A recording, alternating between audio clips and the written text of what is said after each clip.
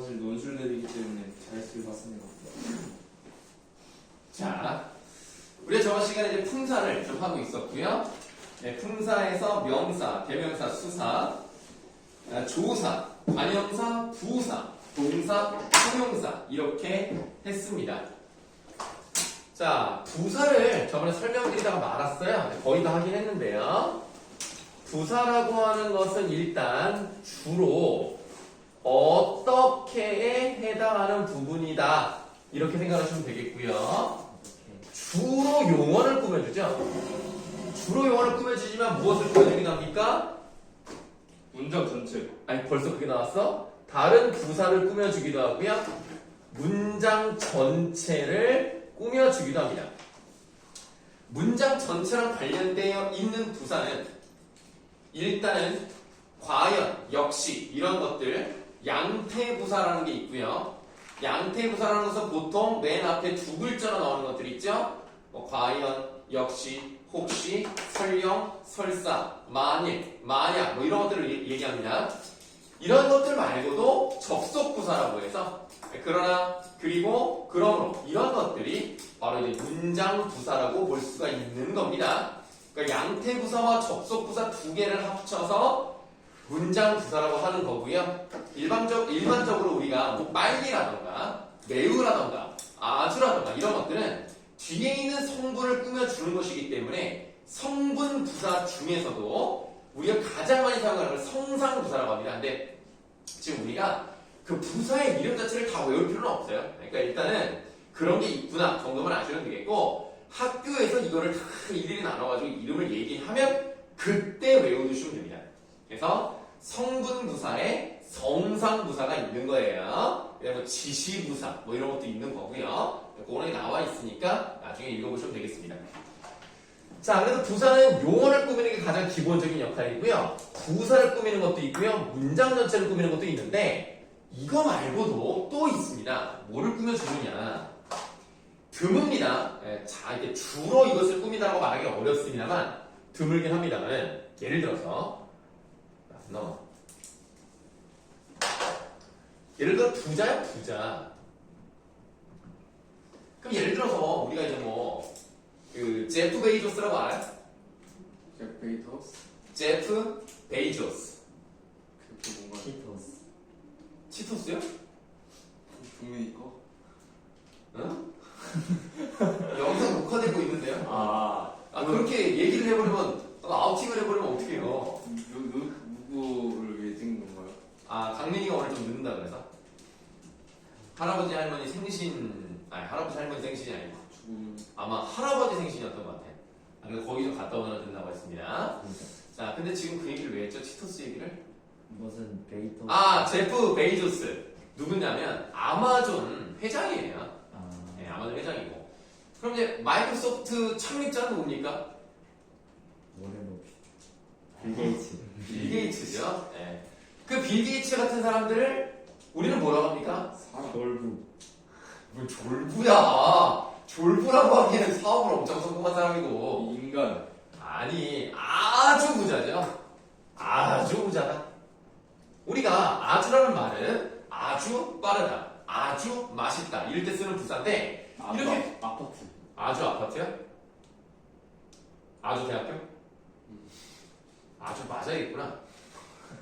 내가 알기로 내가 뭐 정확하지 않습니다. 아주라는 게 아주대학교, 아주 아파트는 아시아의 뭐 주역이란 뜻이 아닌가 싶어요. 내 혼자만의 생각인데 기아자동차는 왜 기아인지 알아? 기발한 아이디어.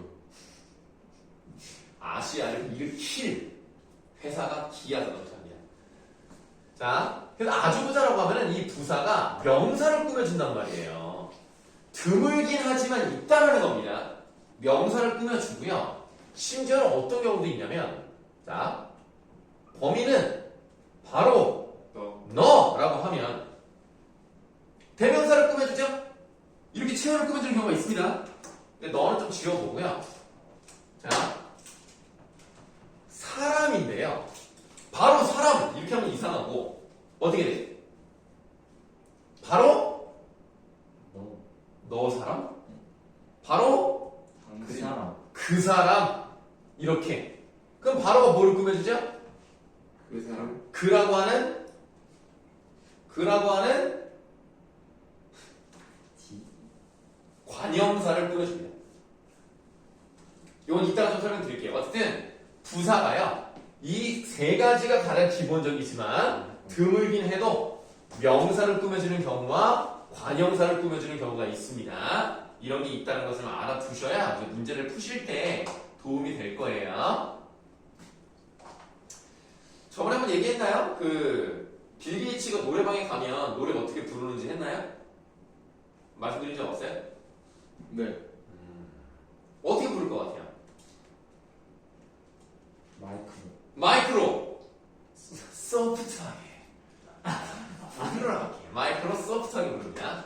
자, 그러면 부사는 이렇게 꾸며준다라고 생각하시면 되겠습니다. 그리고 저번 시간에 이제 부사 뒤에는 조사가 붙을 수도 있다. 근데 부사 뒤에는 격조사가 붙지는 않습니다.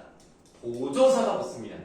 예를 들면 빨리 달리다를 여기에 격조사, 주격조사는 붙을 수가 없죠. 근데 부사격 조사도 붙기가 어려워요. 왜냐면 우리가 부사격 조사는 애자가 들어가는 게 일반적이라고 그랬잖아요. 애자가 들어갈 수가 없어요. 다만 보조사는 가능하죠. 네, 보조사에서 야 진짜 빨리는 달리네. 빨리도 달린다. 빨리만 달려라. 이런 게 있을 수 있다는 겁니다. 그래서 이런 보조사가 들어갈 수 있다는 것이 부사의 특징입니다. 관형사는 조사 붙어요, 못 붙어요? 못 붙어요. 절대 못 붙어요. 부사는 붙을 수도 있고요.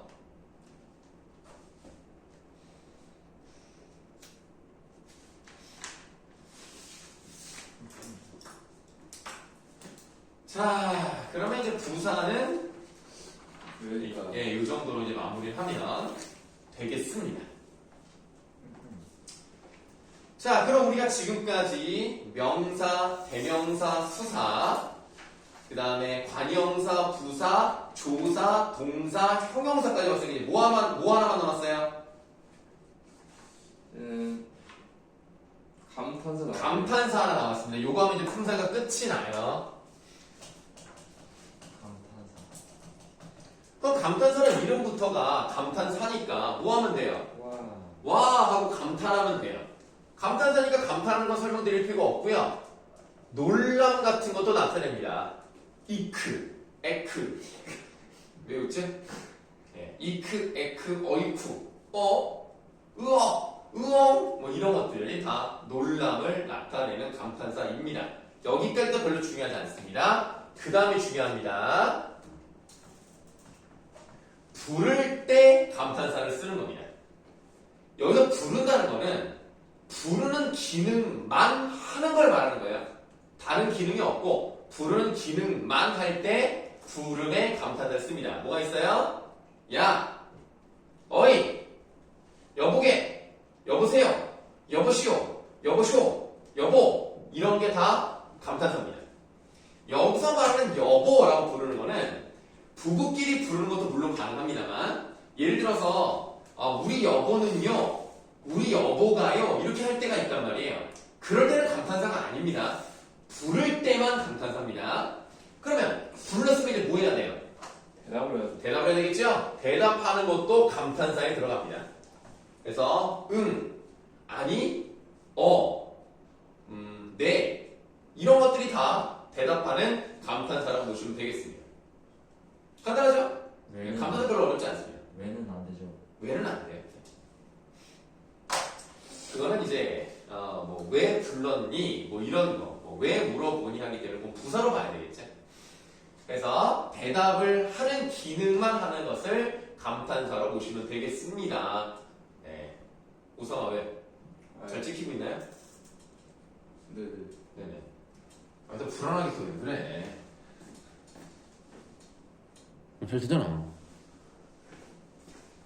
자, 그러면 이제 감탄사라고 하는 부분은 또 이런 거 말고도 우리가 말을 할 때 약간 더듬거리거나 생각이 안 날 때 있죠. 그럴 때 그러니까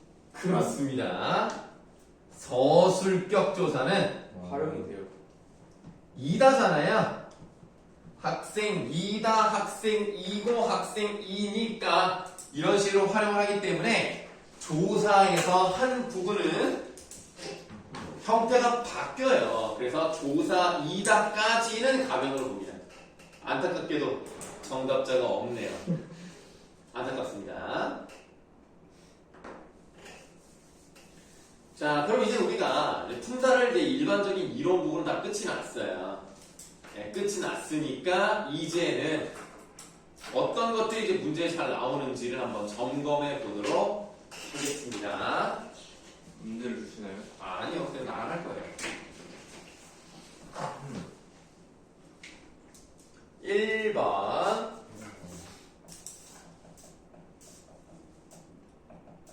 한 남자가 있어 널 너무 사랑한 본 것 같습니다. 한 남자가 있어. 아르테스 생각하신 거 아니에요? 누가 보래? 누가 보래? 그리고 전체 공개를 하면 안 되겠구만. 미리 다 보고 말이야. 예스인가 보네. 아니 그럼 왜 예습을 했어? 나 그럼 예습을 하는 무사가. 저 노래만 듣고 껐습니다. 아니 왜 노래만 듣고 왜 그 노래가 나올 줄 알고 듣은 것도 아닐 텐데. 네. 이상하네. 한해 품사는 뭐예요 그럼? 수서요. 수사면? 안 돼요. 안 돼요. 수사면 체연이죠. 남자도 천연이네요. 체연, 아니 체연끼리인 건 상관없어요. 그건 중요한 게 아니고요. 체연이라면 뒤에 뭐가 붙을 수 있어야 된다? 조사. 조사가 붙을 수 있어야 돼요. 없네요. 그럼 근데 조사를 붙이기가 어렵지 않습니까? 형용사요. 형용사라면 형태 변화가 있어야 되네요. 관형사요. 관형사죠. 요런 걸 조심하셔야 됩니다. 하는요, 수를 나타내는 수관형사입니다. 수사라고 생각하는 경우가 많은데요. 수사 뒤에는 조사가 붙을 수 있기 때문에 이런 경우는 조사가 붙을 수 없다는 점과 뒤에 있는 남자라는 명사, 체연을 꾸민다는 점에서 이 하는 수를 나타내는 수관형사 이런 것들을 잘 기억하셔야 되겠습니다. 아시겠습니까? 네. 자, 그럼 내가 두 번째 부를 노래도 알아요? 이거 듣고 껐는데. 얼마나 듣기 싫었으면 바로 뭐. 그 사람이다. 이거는 뭐라? 그의 품사는 무엇일까요? 그건데 관사. 관사요? 관사는 영어에 있는 거 아니에요? 형용사요. 아니죠. 형용사면 형태 변화할 수 있어야 돼. 형태 변화가 안 되잖아요.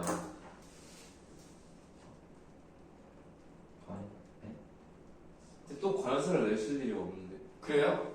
관형사인가요? 관형사입니다. 자, 이거는 가리키는 거잖아요. 지시관형사입니다. 이거는 대명사가 아니에요. 이 뒤에 대명사라면 조사가 붙을 수 있어야 되거든요. 조사가 붙을 수가 없어요. 만약에 는을 붙여본다면 그는 사람이다. 그 의미가 어떻게 돼? 그가 달라지죠. 네. 네, 그러니까 그 사람이다는 it's a man, 아니 it's the man. 근데 그는 사람이다 뭐야? He is a man. 의미가 달라진다니까. 그러니까 그러면 안 돼. 그럼 이거는 관형사라는 거야. 그래서 아까도 여기가 관형사라는 것은 뭐냐면 사람이라는 것을 꾸며주면서 활용을 할 수가 없다는 거예요. 그러니까 관형사라고 하는 겁니다. 얘는 수관형사, 얘는 지시관형사. 그래서 그 사람이라는 관형사입니다. 세 번째. 관형사요. 뭐가요? 틀렸어요. 조사. 틀렸어요. 하늘은 하수. 푸른의 품사는 무엇입니까? 형용사. 아니지. 형용사입니다. 뭐라고요? 우성아 뭐라고? 아니지 누구야? 관형사요. 네? 형용사라고.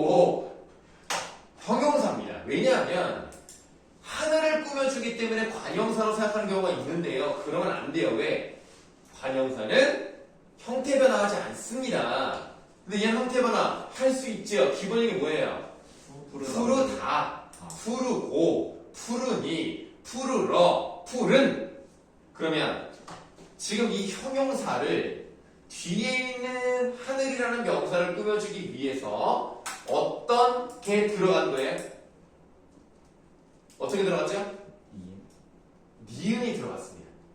그러면 이 푸르는 원래 형태가 푸르다고요. 그러다 보면 형용사라고 할 수 있는데 형용사 자체는 어떤 것을 꾸며주는 기능이 없어요. 그러나 그런 역할을 만들기 위해서 얘가 들어간 거잖아요. 그럼 이 형용사는 변하지 않지만 마치 어떤 것처럼 만들어졌죠? 그러니까 형용사인데 마치 명사를 꾸며주는 뭐처럼 바꿔줬어? 관형사인 것처럼 만들어줬죠? 그래서 요 니은 같은 애를 뭐라 그래요? 관형사의 형태를 띠게 만들어주는 어미라는 말을 쓰는 겁니다. 관형사형이라는 거예요. 관형사가 아니라. 아 이게 그거구나. 그래서 원래 형용사지만 관형사의 성격을 갖는 것처럼 만들어주는 놈이기 때문에 관형사형, 전성, 어미라는 말을 쓰는 거예요. 전성은 안 써요. 귀찮아서요. 네가 쓰세요. 네. 귀찮이가 왜 안 오나 생각해봤더니 강민이랑 같이 가서 알바하고 있나 봐요. 강민이가 과연 알바를 하고 있을까요? 강민이는 알바가 아니지. 왜냐면 자기 할아버지 생신인데 자기가 알바를 왜 해? 귀찮이 데려가서 귀찮이 알바 시키는 거지. 아 자, 그래서 이게 형용사라는 거 잊지 마시고요. 진짜 왜안 돼요? 몰라. 아마 전화를 해보라고 했으니까 전화를 해서 나한테 카톡을 안 해줬겠지? 근데 내가 카톡을 볼 수가 없기 때문에 제가 계산고지라고 했는 거 아니에요? 그럴 수도 있겠다. 내일 오는 거 아니야? 계산은 내일이요? 오늘 아니에요? 아니야, 내일이야. 내일 1시부터야. 자기가 계산건조 알고 있나 보네. 안 됐다. 아니면 진도는 일단 비슷하니까 상관은 없다. 오늘도 진도가 좀 달라지면 이제 들은 걸 또 듣던가 중간을 못 듣던가. 자, 네 번째입니다. 그래, 강민이를 해볼까? 강민아, 너는 누구니? 강민아, 요 부분은 품사가 뭐예요? 그거요. 뭐야? 감탄사. 감탄사요? 그럼 강민이는 뜻이 없어요? 강민이는 그냥 느낌이야? 노 강민 느낌이 아닌? 그거요. 아 그거구나 이건. 뭐야? 강민아. 아. 물어보는 거예요? 아니 뭐 강민아. 강민아. 강민아 자체를 물어본 거예요. 아가 합격조사거든요. 그렇죠. 아가 혹극 조사죠.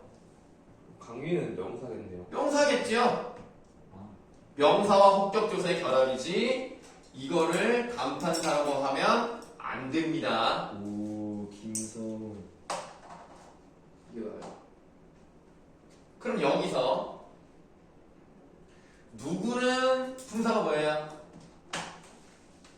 누구니? 봐봐. 일단은 저 중에 뭐야? 누구? 누구?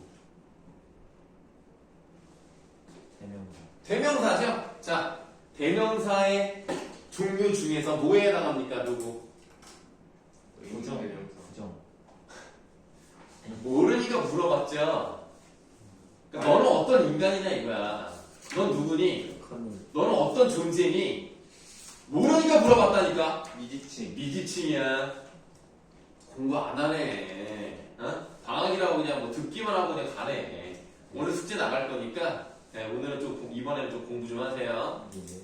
자, 그래서 우리가 이제 잘 나오는 거, 여러분이 잘 틀릴 수 있는 거 4가지를 봤고요. 여기서 끝이 아닙니다. 그러니까 얘가 많지는 않습니다만 이제 이런 것들을 옛날에 모의고사 같은 데서 많이 물어봤어요. 지적 수준이 높다. 또는 그 사람은 지적으로 보인다. 일단 지적이란 말 두 가지가 나와 있는데요. 여기서의 지적하고 이 지적은 일단 사용된 양상이 좀 다르긴 합니다. 요 위에는 지적의 품사는 뭘까요? 관형사. 관형사입니다. 그래서 수준이라는 걸 꾸며줘요. 그럼 여기 지적 뒤에는 뭐가 붙어있죠? 조사. 무슨 조사죠? 의로죠. 로가 들어갔잖아, 로. 로. 으흐. 저 알아요. 네, 말해요, 그럼. 이거 어려. 에로와 해가지고. 에로. 에로. 조사를 저번에 아이고. 못 들었기 때문에 부사격 조사죠. 그래서 조사가, 격조사가 붙었다는 것은 절대로 관형사가 들어갈 수가 없다는 얘기예요. 그럼 얘는 뭐겠습니까? 붙어있으니까. 아니, 조사가 붙었으니까, 격조가 붙었으니까 뭐겠어? 명사. 네, 명사.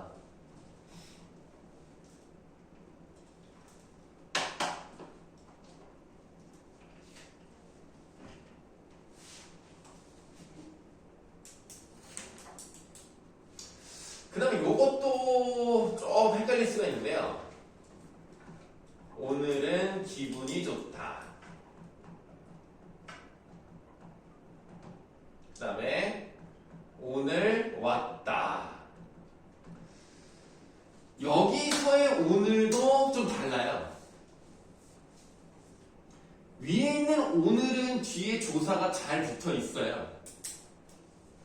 그러면 저건 뭐예요? 명사. 명사입니다. 얘는 명사예요. 얘는 뭐겠어요? 부사? 얘 부사입니다. 네. 얘는 명사고 얘는 부사입니다.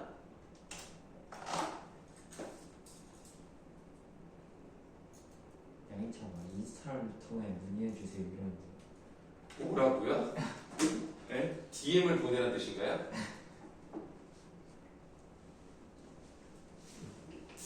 아니 제 여행 갔을걸요? 아 그래? 생각해보니까 나한테 말했었나? 뭐 그다음 요거는 뭐 금방 구분할 수 있겠습니다만 너보다 내가 낫다 보다 멀리 뛰어라. 이건 좀 쉽죠? 그럼 여기서 보다는 뭐예요? 조사. 조사죠. 여기서 보다는 뭐겠어요? 부사. 부사죠. 뭐 이건 어렵진 않은 거고요. 그래도 중요한 거 좀 하겠습니다. 8번. 박다 있죠. 박다. 요 박다가요. 불이 박다라고 하면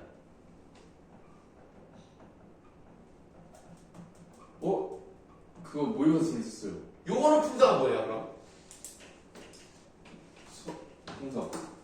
에? 형용사. 형용사. 그거 있었어요. 모의고사에 좀 있었어요. 근데 날이 박다라고 하면 이건 동사입니다. 그러니까 날이 그러니까 뭐야? 불이 박는다라는 말은 어색하지만 야, 이 방은 참 불이 박는다 이런 말은 없잖아요. 날이 방. 근데 날이 박는다는 가능합니다. 해가 뜨고 있다는 거죠. 그런 의미라면 동사예요. 또 뭐도 있냐면 크다도 있습니다. 크다. 크다 같은 경우는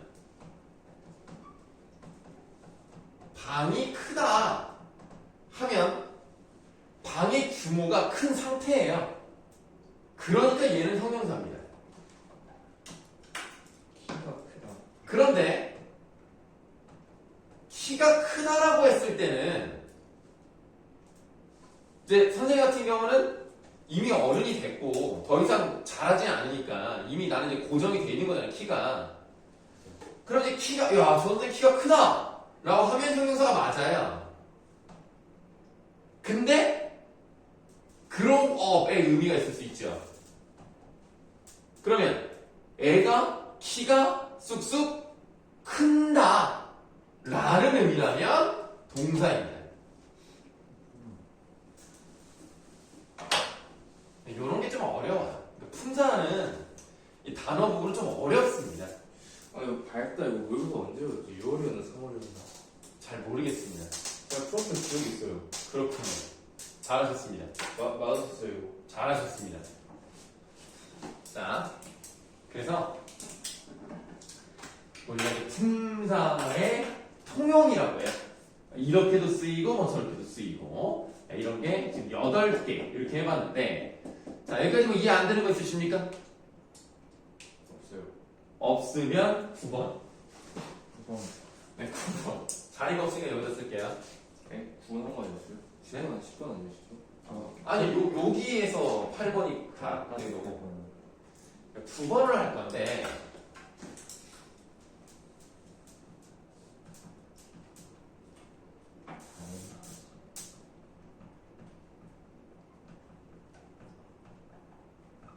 다른 사람들은 어디에?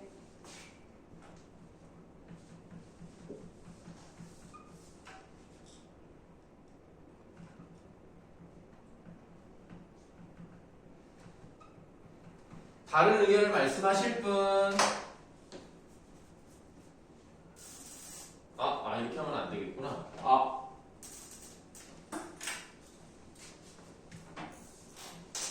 이렇게 하면 안 돼. 이러면 헷갈려요.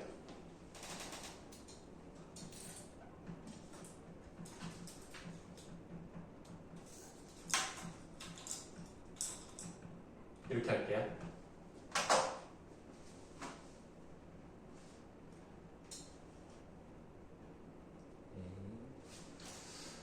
자, 그럼 다른 사람들은 어디에 있니? 라고 했을 때 이 다른과 생각이 다른 사람도 있다 이 다른은 품사를 어떻게 봐야 되냐 이겁니다.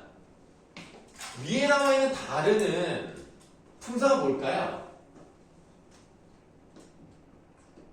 관용사. 네, 관형사.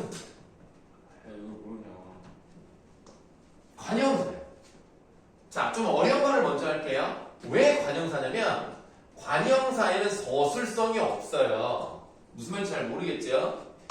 서술성이 없다는 얘기는 이 문장은 사람들이 다르다라고 말할 수 없어요. 그러니까 여기서의 다르다는 것은 어떤 의미예요? other의 의미입니다. other. 그 이외의라는 의미를 가지고 있어요. 밑에는 그런 거요. 그렇죠? 밑에는 다르다. different죠.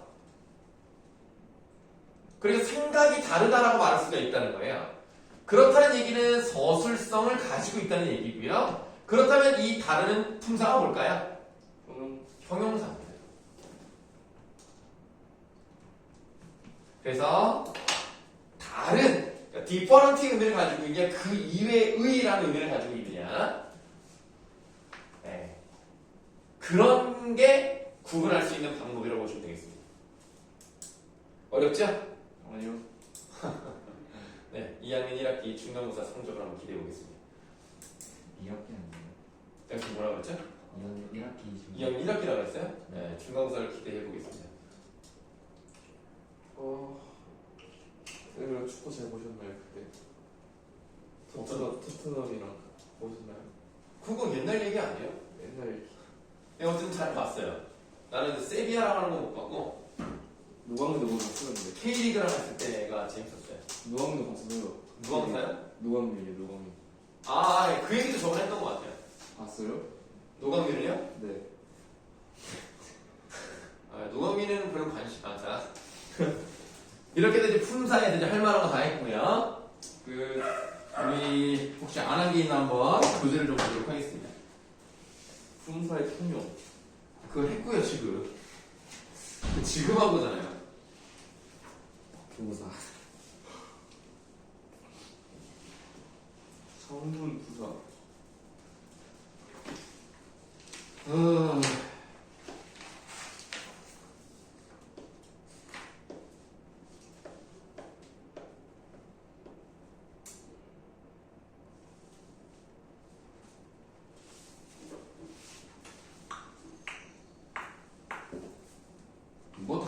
큽니다. 네. 그럼 품사 부분은 다 했다고 보시면 되겠고 숙제를 알려드릴게요. 이거 어디 있나요? 여러분들 뒤로 넘겨보시면 이론 부분 말고요. 이투스부 간호. 네, 맞습니다. 여기 40쪽이라고 되어 있는 부분이 있어요. 형태, 맞죠? 형태수 아직 안 했는데요. 형태 아직 안 했지. 여기가 아니다. 아직 숙제가 없네요.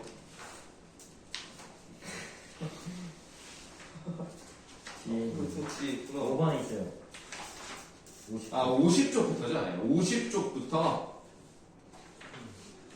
69쪽. 네? 네, 여기까지가 숙제인데 어, 얼마 없어요. 69요? 네, 50쪽에서 69요. 네? 품사 관련된 부분에 해당하는 문제가 다 있는데 문제 수가 많지 않습니다. 뭐 설명되어 있는 부분 빼고 빈칸 뭐 깨작깨작 그거 몇 개 하면 끝나. 문제 얼마 없어요. 내가 뭐 볼 때는 지금 20쪽이긴 한데 그럼 10장이잖아요. 10장에서 뭐 이런 부분 빼면 뭐 얼마 안 돼. 그럼 일주일인데 이거 못하겠습니까? 이렇게 숙제를 잘 해오시면 되는 겁니다. 이제 품사 부분은 끝났어요. 품사가 어려워요. 나중에 또 할 때 또 헷갈릴 수도 있습니다.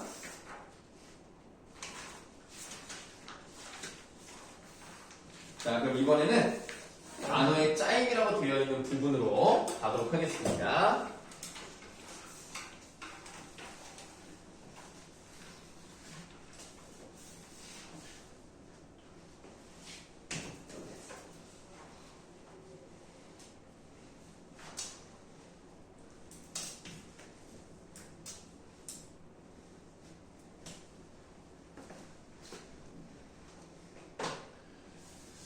자, 단어의 짜임에서 맨 처음에 나와 있는 부분은 형태소 부분입니다.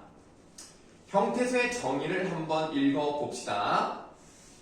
일정한 뜻을 가진 말의 가장 작은 단위입니다. 여러분, 음운의 정의가 뭐였죠? 음운. 소리에 그냥 작은다.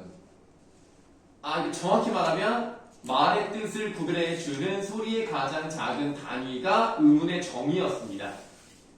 그런데 지금 여기서는 뭐예요? 일정한 뜻을 가진이란 말이 나와 있습니다. 음운에는 뜻이 있어요, 없어요?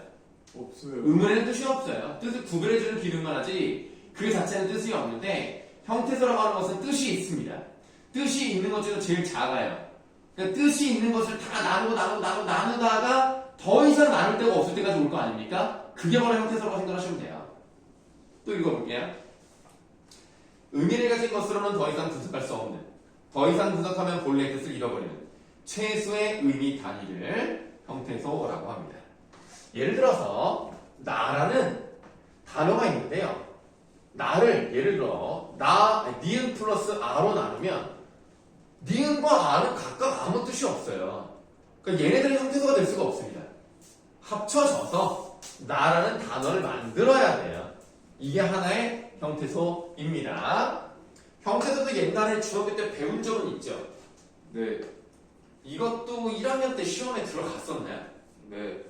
그럼 뭐 기억 잘 하시겠네요. 기억 잘하는 김우선 학생이 네. 대답을 잘 해주시면 되겠습니다. 이런 거 안 했나? 뭐야 갑자기? 했어. 했지. 자, 여기 그냥 나와 있는 거 그대로 쓰겠습니다. 나는 돌다리를 맞고 건넜다야? 물을 건넜다? 어디 나오는 거야? 아이고 어서 오십시오. 저 이 피찬이 알바로 썼어요? 네? 아니. 피찬이 어디 갔어요? 몰라. 안 왔어. 그리고 나는 또 피천이 안 와가지고 그 생신 잔치에 알바하러 만들어 왔지. 그래서 맛있게 잘 먹고 왔어요? 네네. 배부르겠네. 나 마지막 한 어디서 하셨어요? 저기 청라이 오, 청라. 갈비집 맨날 가는데 그렇습니까? 그럼 차로 한 30분 정도 걸리겠네요. 30분 좀 벌어요. 청라보다 좀 앞에 있는 청라. 오케이, yes, baby. 자. 오늘 텐션이 좋으시네요. 아니야. 지금 허리가 아프고 다리가 아파가지고 좀 힘들어요. 오래 아팠어요. 네? 허리가 왜 아파요? 강직성 척추염 때문에. 아, 강직성 척추염? 네. 선생님은 추간판 탈출증. 그래서 그것 때문에 좀 허리가 아픕니다. 다리가 아파. 허리가 아프니까.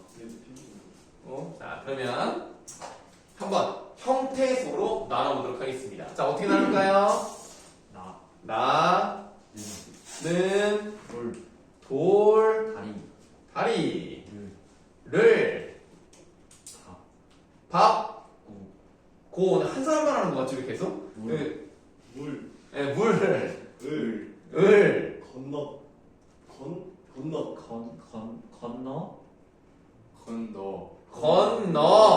얻다, 따. 다 이렇게 나눠야죠. 에? 이건 벗은데. 이렇게 나눠야죠. 왜요? 자, 기본적인 건너다죠. 그럼 이렇게 나눠서 여기를 뭐라 그래요? 어간이죠. 여기는 엄이죠.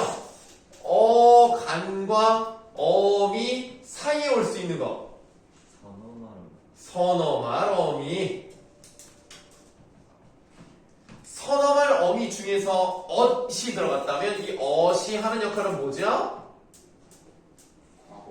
과거를 나타내주는 과거 시제 선어말 어미입니다. 알겠습니까? 네. 네. 자, 그러면 한번 분석해 보도록 하자. 우리가 형태소라는 것은 크게 두 가지 기준으로 나눕니다. 하나는 혼자 쓸 수 있느냐를 기준으로 하고요. 또 하나는 의미를 진짜로 가지고 있느냐, 이렇게 분석을 하는데요. 진짜 의미를 가지고 있는 것을 실질 형태소라고 하고요. 실질 형태소의 반대, 문법적인 뜻만 가지고 있다. 그럼 뭐라 그래요? 형식 형태소라고 하는 거죠. 혼자 쓸 수 있으면 뭐라 그래요? 혼자 선다. 자립이라고 하죠. 혼자 섰고요. 그 다음에 의존. 네, 반드시 옆에 뭔가가 있어야 됐을 때는 의존이다. 이렇게 말할 수가 있겠습니다. 그러면 이제 우리가 저 앞에서부터 실질인지 형식인지 그리고 자립인지 의존인지 이런 것들을 한번 보도록 하겠습니다. 자, 나는 뭐예요? 실질이면서 자립이요. 자립이죠. 얘는요? 형식. 이거 여기다 쓰면 왜 그래? 형식이면서 의존이 되겠죠. 돌, 자, 다리, 자를, 형,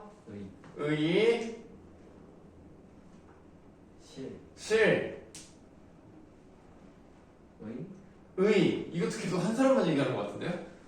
이게 뭐예요? 그 다음 형의, 실자, 형의, 이거는 실의, 실의,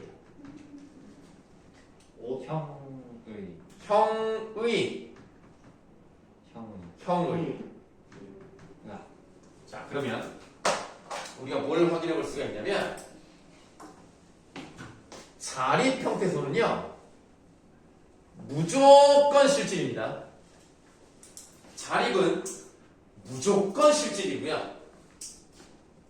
형식은 무조건 의존입니다. 형식은 무조건 의존이에요. 그 반대는 안 될 수 있는 거예요. 그러니까 실질 형태에서는 무조건 자립이다 이렇게 말할 수는 없어요. 왜 그러냐면 여기 때문이죠. 여기랑 여기 때문입니다. 여기는 실질이면서 의존이죠. 다시 말해서 저 네모친 부분은 어떤 부분이에요? 어감 부분이죠. 어감 부분은 실질이면서 의존이기 때문에 여기만 좀 특이하고 나머지는 실자, 형의 세트입니다. 저기만 조심하시면 돼요.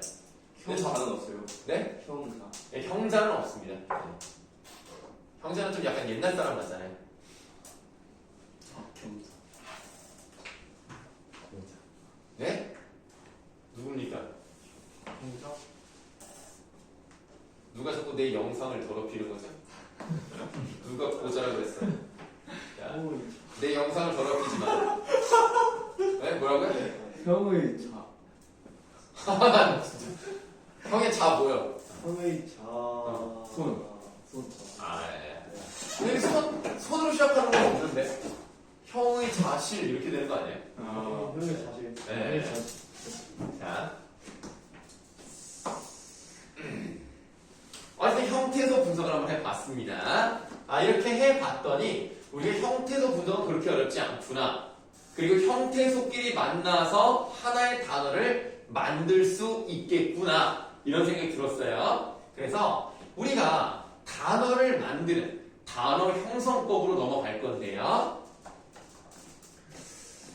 단어 형성법에서 첫 번째로 봐야 되는 부분은 단일어라고 되어 있는 부분입니다. 이름부터가 어때요? 혼자 하나죠? 네. 단일. 그럼 뭐 하나입니까? 뭐 하나로 이루어진 것이다? 형태소? 아니, 형태소로 하면 안 되고 실질 형태소 한 개로 이루어진 것이 바로 단일어예요. 그런데 실질 형태소를요, 단어 형성법에서는 다른 말로 불립니다. 뭐라고 할까요? 어근이라고 하는 거예요. 그래서 실질 형태소가 어근이고요. 어근 한 개로 이루어진 것이 단일어입니다. 그럼 뭐 얘 하나만 들어봐. 뭐가 있어?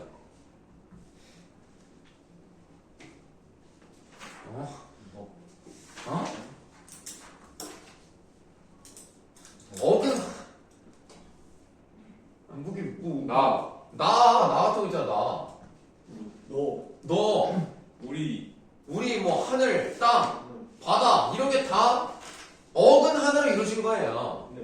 이거 어렵지 않은데 이런 걸 좀 보셔야 되겠죠? 띠다는 형태도 몇 개예요? 2개. 2개. 다가 있어요. 이렇게 해가지고 실질 형태소 하나가 있고 형의 형식 형태소 하나가 있죠. 네. 그런데 어쨌든 실질 형태소는 하나죠. 그렇기 때문에 이런 것도 단일어라고 하는 거예요. 오. 자, 띠만. 아니요, 띠는 단어가 아니에요. 아, 네, 이게 단어예요. 오, 싸워.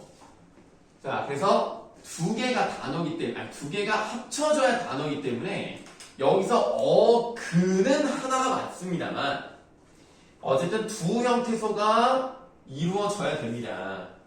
여기 다 부분을 뭐라 그래요? 어미라고 하잖아요.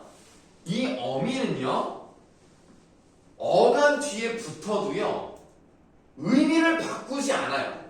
그러니까, 띠다, 뛰고, 뛰니까, 아무리 어미가 붙어도요, 러닝 한다는 의미의 뛰는요, 의미를 바꾸지 않습니다. 다만, 뒤에가 문장이 끊기느냐, 다음으로 연결해 주느냐, 이런 문법적 기능을 하는 것이 의미에 영향을 미치지 않기 때문에 어미는 전혀 상관이 없는 거예요. 어미는 아무 생각이 없어요. 그냥 아무 관계가 없고요.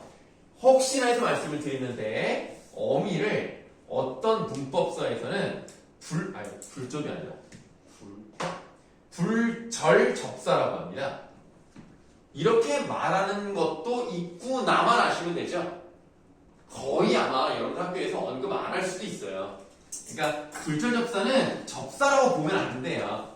그냥 어미라고 생각하시면 되겠고, 왜 불절이란 말이 붙었냐면 얘가 어간에 붙어가지고 이렇게 됐다가 이렇게 됐다가 막 꺾이면서 막 여러 가지 형태, 그래서 불절되는 붙어 쓰는 말에서 불절접사라고 하는데 잘 안 쓰는 말이긴 합니다.